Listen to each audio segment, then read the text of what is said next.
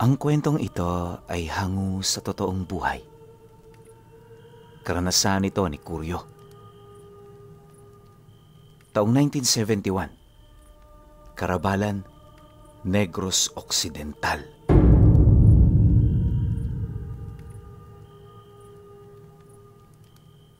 Maraming pagmamay-aring sakahan ng pamilya nila Kuryo sa Carabalan. Yon ang pangunahing ikinabubuhay noon ng kanilang pamilya, kaya kahit nakatira sila noon sa bayan, araw-araw obligado silang tumungo sa mga sakahan nila. Kinakailangan kasi nilang makita doon ang kalagayan ng kanilang mga pananim. Gawa ng kahit may sarili silang tagapagbantay, di sila roon gaanong nagtitiwala. Sigurista man sa tingin ng iba itong si Kuryo, mas mainam ng sigurado kesa umasa sa wala. Kung isipin din kasi, pabor yun sa kanyang mga tauhan, gawa ng sa kanyang pagbisita, nakikita niya ang mga pagkukulang nito sa pamumuhay nila. Nakukumusta rin niya ang pamilya ng mga trabahador niya na siya namang nagbibigay dito ng kasiyahan kahit papaano. Dahil sa milya-milya ang layo kapag pumupunta sila sa lugar na yan, may mga pagkakataong doon na sila nagpapalipas ng magdamag. Hindi naman yun problema, lalo pat may sariling kubo rin doong nakalaan para sa pamilya ni Kuryo. Mula rin sa kanyang tutuluyan, tanaw na tanaw ang iba pang mga lupain nila na halos ilang kilometro lang din ang layo. Ayon pa sa kanya, isa sa kanyang pinakapahinga ay ang pananatili sa lupaing minana niya sa angka nila. Sa pamamagitan kasi nito, pansamantala niyang nakakalimutan ang realidad ng mundo. Bagaman bilang lang din ang oras sa kanyang mga kamay, pinipili naman niyang makontento sa kung anong meron siya. Pagtatapat ni Kuryo na, hindi lahat ng tao nalalasap ang ganoong kapayapaang buhay. Naniniwala rin siyang marami ang may gusto sa buhay na kanyang tinatamasa, kaya hindi na siya nag-iisip ng mga bagay na maaaring makaapekto sa kapayapaan ng kanyang kaluluwa. Sa loob ng ilang taong pabalik-balik niya sa kanyang lupain, halos kilala na siya ng mga magsasakang naninirahan malapit doon. Napakalapit na rin niya noon sa kanyang mga tauhan, kaya ramdam niya ang pagiging tapat ng mga ito. Ayon nga sa isa sa mga ito, parang pamilya na ang turing nila kay Kuryo, kaya wala silang karapatang lapastanganin ang tiwala nitong ibinigay sa kanila. Paulit-ulit din itong inilalahad sa kanya na hanggat sila ang bantay sa lupain ito, di siya mananakawan ng kahit isang tanim. Alam naman ni Kuryo na totoo ang sinasabi ng kanyang trabahador, pero patuloy pa rin siya roong pumupunta. Mas gugustuhin niya kasing roong magpalipas ng oras kesa manatili sa bayan na punong-puno na ng ingay ng kanilang mga kapitbahay. Dagdag pa niya na, 2 araw lang siyang tumatagal sa pamamahay nila. Naiirita na talaga siya dahil sa mga pagtatalo at hindi pagkakaunawaan ng mga kapamilya niya. Bawat isa sa mga yon, walang ibang inisip kundi ang magpasikat para makakuha ng pabor sa kanya.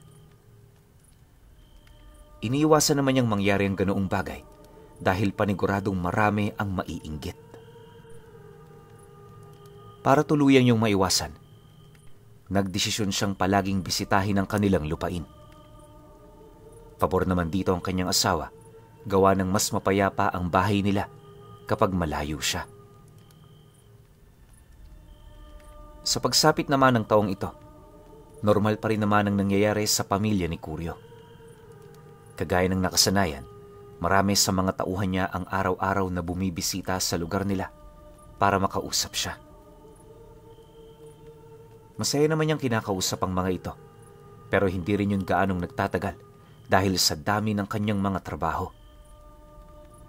Akala nga noon ni Kuryo, habang buhay ng gano'n ang kanilang kalagayan, Pero 3 buwan bago sumapit ang bagong taon, nabalitaan niya ang ginawang pakikipag-away ng isa sa mga tiyuhin niya sa mga magsasakang nakatira sa mga lupaing malapit sa pagmamay-ari niya. Ayon sa ulat, gusto nitong palayasin ang mga magsasakang yon dahil sa ayaw nitong nakikitang may mga ibang tao sa pagmamay-ari ng pamangkin nito. Ang mas nakakagulat pa noon sa lahat, binigyan niya yon ng araw para masigurong aalis ang mga ito.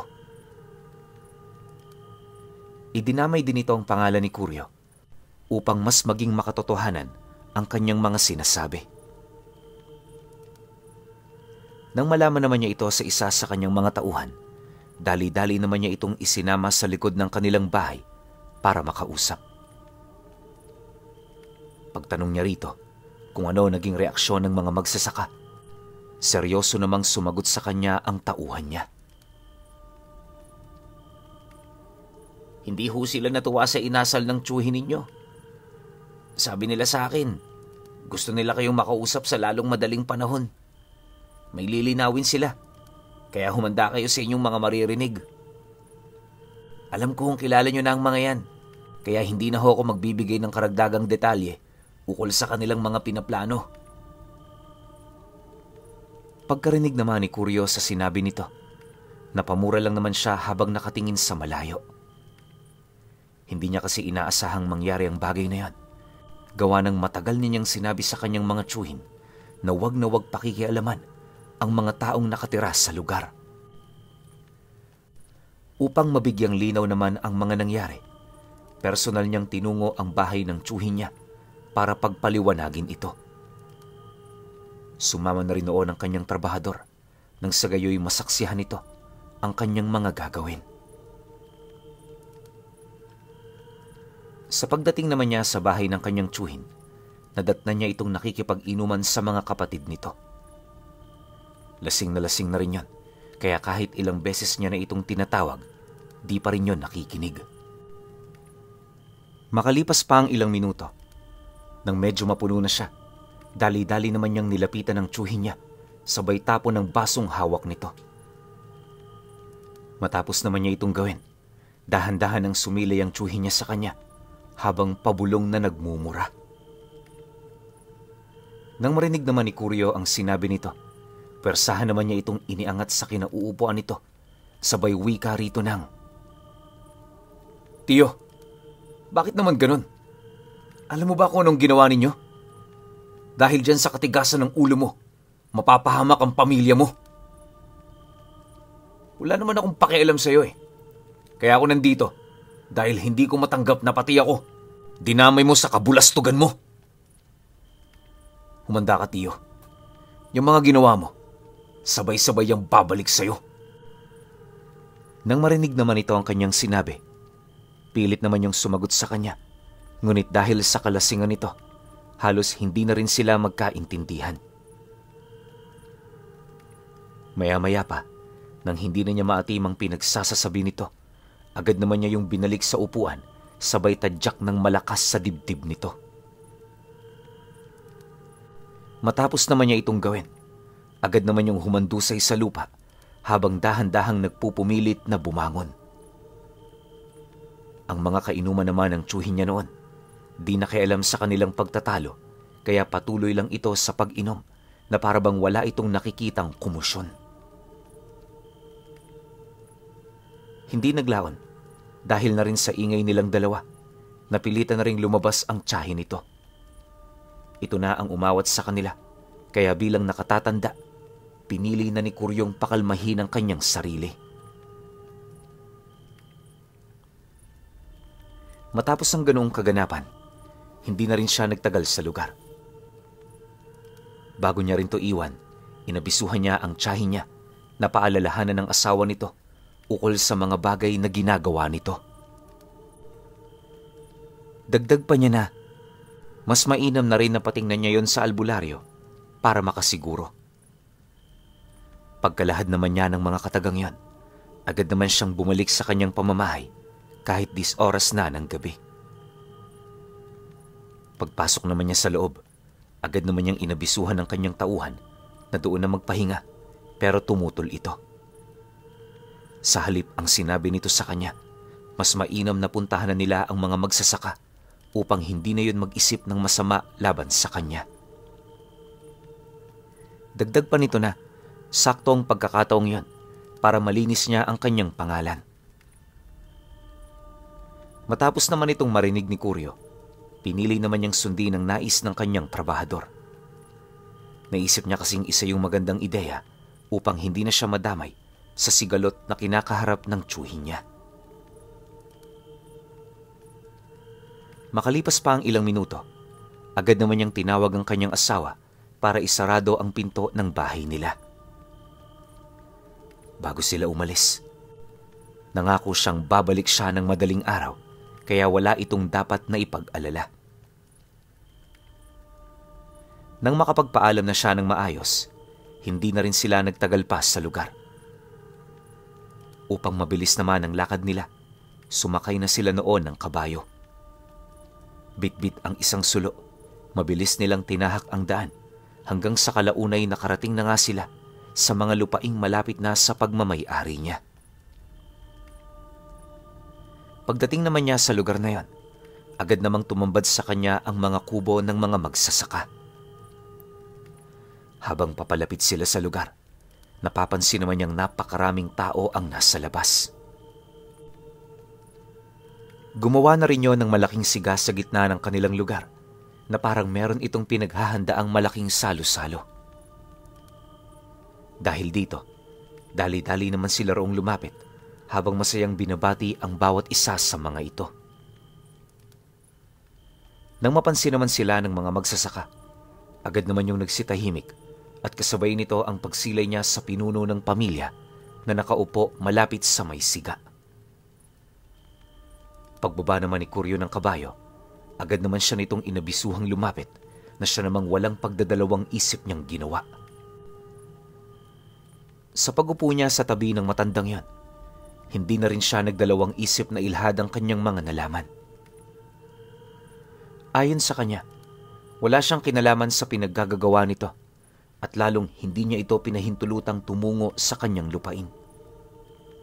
Dagdag pa niya na, lasing ang tiyuhin niya noong mga oras na yan, kaya maaaring hindi nito nauunawaan ang mga bagay na pinaggagawa nito. Nang marinig naman ng matanda ang kanyang sinabi, ngumisi lang naman yon habang dahan-dahang nilalagok ang inuming nasa loob ng hawak nitong baso. Pagsilay naman sa kanya ng matanda, agad naman niyang napansin ang galit at pagkatuwa nito ukol sa mga nangyari. Maya-maya pa, seryoso naman yung sumagot sa kanya ng, "Kelasing o hindi, alam mong mabigat ang kasalanang ginawa niya sa amin, Kuryo. Ano bang akala niya? Mga tauhan mo kami? Hindi niya ba alam na sa amin ka rin kumukuha ng proteksyon? Natural na sa magpamilya ang ingatan ng bawat isa. Pero payo ko sa'yo, wag na wag kang makikialam. Mabigat ang kasalanang nagawa ng tiyuhin mo at wala yung katumbas na kabayaran maliban sa sarili nitong buhay. Tingnan mo ang paligid, Kuryo. Ito ang unang pagkakataon sa loob ng 4 na dekada na naghahanda ang lahat sa amin para sa isang ritual ng salo-salo. 3 araw mula ngayon, magpapatuloy ang apoy ng sigang ito. Sa gabi ng 3 araw, bumalik ka rito at sa gitna nito, makikita mo ang katawan ng tiyuhin mo." Matapos naman itong mailhad ng matanda, minabuti naman niyang wag nang makiusap o magsalita. Alam niya kasing nakapagpasya na ang matandang yan, kaya kung susubukan niyang magkaroon pa rito ng argumento, paniguradong hindi lang sila magkakaunawaan. Ayaw naman niyang ibuwis ang sarili niyang buhay para sa tiyuhin niyang yon, dahil wala naman itong naipakitang tama at mabuti sa kanya. Pagkaraan pa ng kalahating oras, umalis na rin siya sa tabi nito para tumungo sa bahay ng kanyang trabahador. Mula sa lugar na yon, Tahimik niyang pinagmasdan ang pamilya ng mga magsasaka. Habang tumatagal, muling bumabalik sa kanyang alaala ang mga nakakatakot na pangyayaring nasaksihan niya sa lugar na yon. Ayon kay Kuryo, magmula noong nawala ang mga magulang niya, nanatili na ang mga ito sa kanyang tabi. Dagdag pa niya na, dahil sa mga ito, kaya narating niya ang ganoong estado ng buhay. Maraming masasamang bagay ang ginawa ng mga magsasaka para sa kanya upang mapabuti lamang siya. Bagaman hindi na rin mabilang ang mga karumal-dumal na bagay na kanyang nasaksihan sa lugar na yon, aminado siyang hindi ito nagbibigay ng matinding takot sa kanya. Sanay na rin kasing makakita ng nanginginaing aswang itong si Kuryo dahil mula pagkabata pa lamang niya, sinanay na siya ng kanyang ama na makakita ng ganoong bagay. Pagtatapat pa niya na, hanggang sa edad niyang yan, nanatiling lihim ang tungkol sa pagkatao ng mga magsasakang nakatira malapit sa kanyang lupain. Mariinding inilahad ni Kuryo, hindi lang basta naninirahan ang mga ito sa lugar na yon. Sinadya talaga yon ng kanyang ama dahil noong kapanahunan nito, likas na roon ang pagdaan ng mga rebelde. Para maitaboy ang ganoong grupo, nakiusap yon sa pamilya ng asawa nito na may lahing aswang.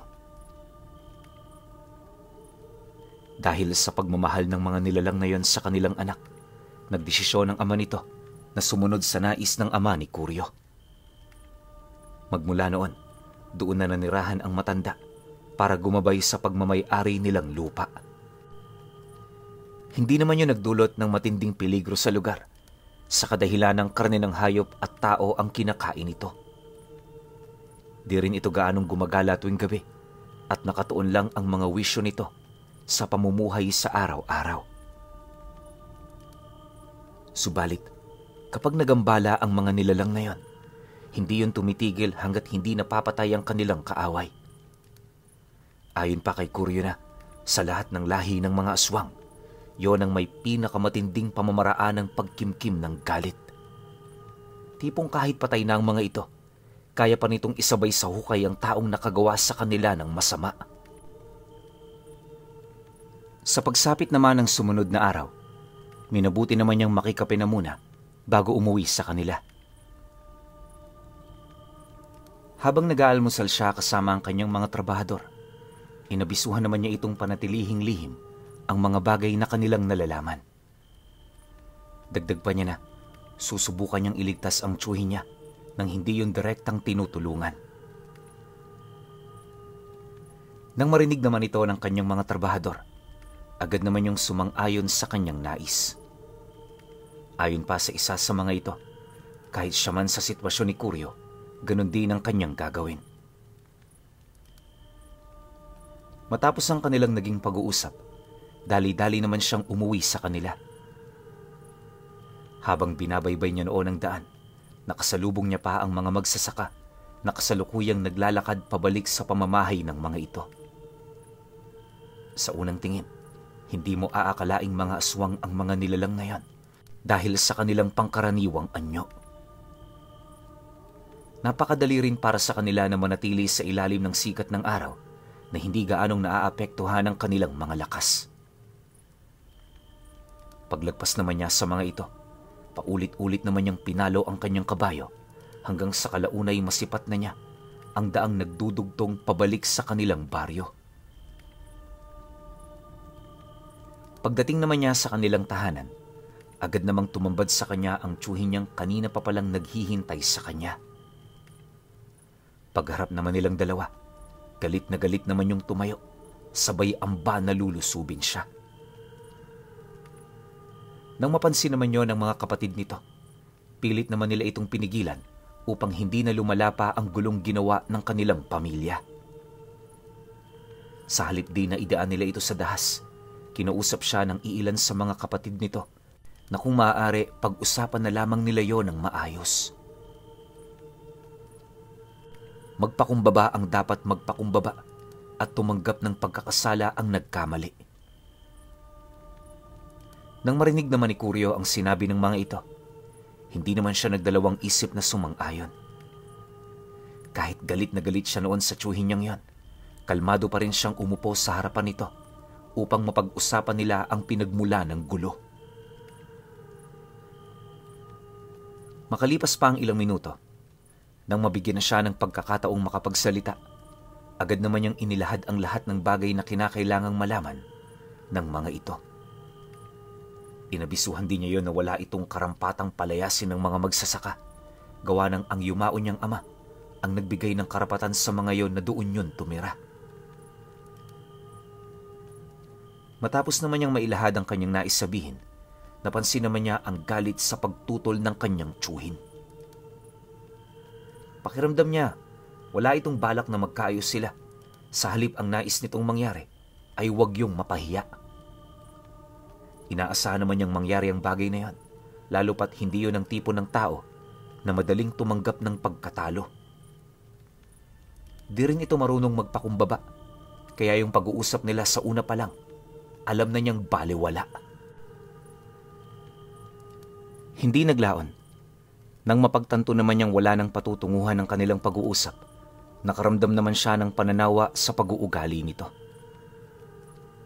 Imbis na tutulungan niya dapat ang tiyuhin niyang yon, nagpasya siyang hayaan na lamang ito nang sa gayoy matuto ito sa kanyang mga pagkakamali. Wala na rin siyang pakialam kung anong mangyari rito. Gawa ng sa isip-isip niya, bagay naman yun sa kanya. Pag-alis naman ng magkakapatid, agad naman siyang nilapitan ng kanyang asawa para kausapin. Pilit pa siya nitong sinusubukang kumbinsihin para makipagbati, pero hindi niya na yun binigyan ng pagkakataon. Ayon kay Kuryo, problema yun ng tiyuhin niya, kaya siya dapat ang magresolba ng gusot na kanyang ginawa. Dagdag pa niya na, lubos nitong ginalit ang mga magsasakang yon, kaya wala siyang kapangyarihan para pigilan ang mga susunod na mangyayari. Matapos naman niya itong mailahad, dali-dali naman siyang pumasok sa kanyang silid para magpahinga. Paggising niya, minabuti naman niyang ituloy ang kanyang mga gagawin sa araw-araw upang pansamantalang makalimutan ang tungkol sa problemang kanyang kinasangkutan. Sa paglipas pa ng mga araw, napapansin na niya ang grupo ng mga magsasaka na palihim na nagmamanman sa mismong pinagtitirhan ng kanyang tiyuhin. Naging madalas na rin ang pagtambay ng pinuno nito sa kanyang bahay na siya namang di niya gaanong pinapansin. Pagpatak naman ng ikatlong araw, kagaya ng iniabiso nito sa kanya, muling tumungo si Kuryo sa lugar nito upang saksihan ang magaganap na pagpatay sa kanyang tiyuhin. May konting kirot man yon sa kanyang dibdib. Hindi niya na ito gaanong pinansin. Di hamak kasi na mas nangingibabaw ang kanyang galit kaysa sa nararamdaman niyang awa para sa sasapitin nito. Habang binabagtas naman niya noon ang daan, sakto naman ang pagsalubong nila ng kanyang katiwala. Pagsilay naman ito sa kanya, dali-dali naman yung tumabi habang inilalahad ang tungkol sa kasalukuyang sitwasyon ng kanyang tiyuhin. Ayon dito, noong nagdaang gabi pa yun nahuli, pero di mo na yun kinatay dahil ang nais mangyari ng pinuno ng mga magsasaka, masaksihan mismo yun ni Kuryo. Dagdag pa nito na, halos buong magdamag sumisigaw ang kanyang tiyuhin noon para humingi ng tulong sa mga taong malalapit. Ngunit sa kasamaang palad, ni isa sa mga nakarinig, walang nangahas. Bawat isa sa kanila, animoy naging mga bingi sa mga sigaw ng taong humihingi ng tulong. Nang marinig naman ni Kuryo ang tungkol dito, tahimik lang naman siyang nagpatuloy. Yung katiwala niya, diretso pa rin sa pagsasalita, pero hindi niya na yun gaanong binibigyan ng pansin. Dumaan pa ang kalahating oras. Nang marating na nga nila ang kanyang lupain, agad namang tumambad sa kanila ang mga magsasakang nagsasayaw sa tabi ng malaking siga. Papaikot naman sa sigang yan, nakagapos sa mga pinatuyong kahoy ang mga nilalang na kanilang kakatayin noong mismong gabi. 8 sa mga ito purong hayop, tapos nag-iisa lang ang tao. Paglapit naman ni Kuryo sa lugar na yon, agad naman siyang nasipat ng tsuhin niya na halos magkandamatay-matay kakahingi ng tulong sa kanya. Ngunit sa kasamaang palad, harap-harapan niyang tinalikuran ito. Nang mapansin naman yon ng matandang pinuno ng lugar, dali-dali naman yung lumapit, sabay akbay ng kamay nito sa kanyang balikat.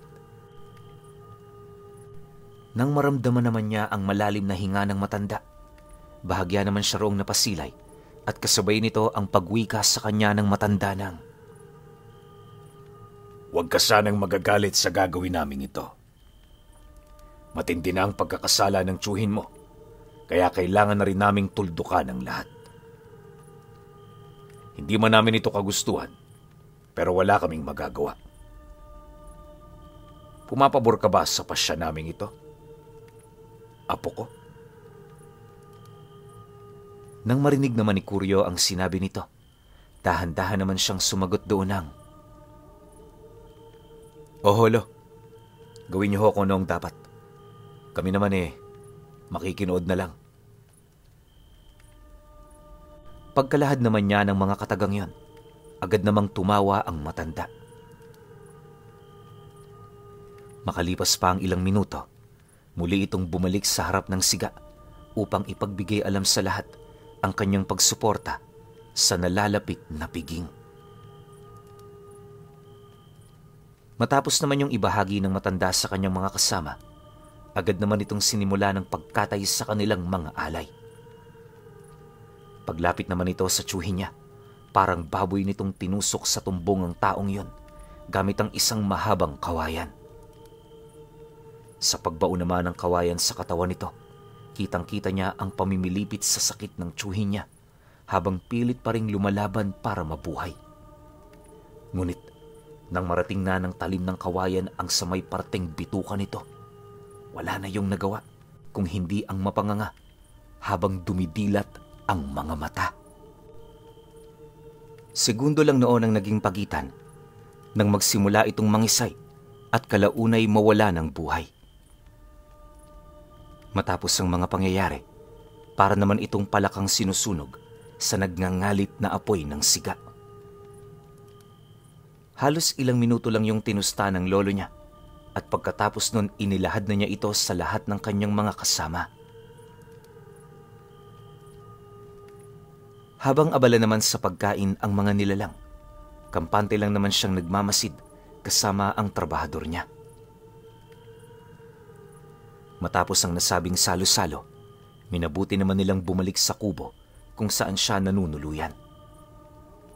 Nag-usap lang din sila doon saglit at pagkatapos nagpahinga na rin siya. Kinabukasan, agad namang pumutok ang balita sa kanilang lugar ukol sa pag-anyong kahoy ng kanyang tsuhin. Ayon sa kinakasama nito, normal silang natulog noong nagdaang gabi, pero paggising nito kinaumagahan, isang malaking tipak na ng troso ang nakahiga malapit sa kanya. Dahil sa pangyayaring yon, maraming naging agam-agam pero hindi na ninais pa ni Kuryo na makialam. Para sa kanya, sapat na ang lahat ng mga nangyari para manahimik siya. Magmula noon, naging malayo na rin siya sa kanyang mga tsuhin dahil sa pagkamatay ng isa sa mga kapatid nito. Wala namang pakialam noon si Kuryo sa kadahilan ng alam niya sa kanyang sarili na ang nangyari sa tsuhin niya ay isa lamang na balik ng masasamang gawa. Hanggang sa pagtanda rin niya, patuloy siyang ginagabayan at pinoprotektahan ng pinuno ng mga magsasaka.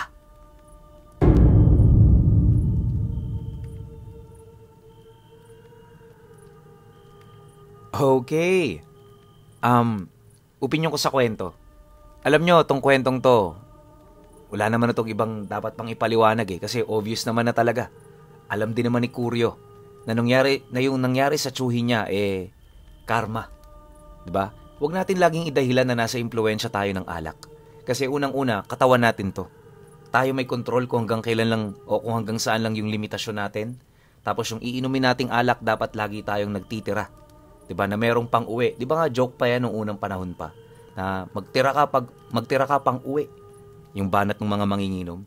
So, yun lang yung nakita ko sa kwento na to na kapag nasa impluwensya ka ng alak, lasing na lasing ka, hindi mo na kaya, siguro magpagabay ka sa mga kakilala mo kasi hindi mo na alam yung ginagawa mo niyan eh. 'Di ba? Or yun nga, yung unang sinabi ko na lagi kayong magtira ng pang-uwi. Yun lang yung pinaka-basic na paliwanag ng kwento na to. Pero overall, sobrang naangasan ako dun sa pinuno ng mga magsasaka na yung pala yung nagbigay ng proteksyon kay Kuryo. Kaya walang nangyayari sa kanilang masama sa lugar na yon. Pangit lang, kamag-anak niya pa yung magsisindi ng gulo. So ending, namatay yung kamag-anak niya. Kayo, kung may opinion kayo sa kwentong ito, comment nyo lang sa baba. Yun lang. Hanggang sa susunod na kwento. Salamat.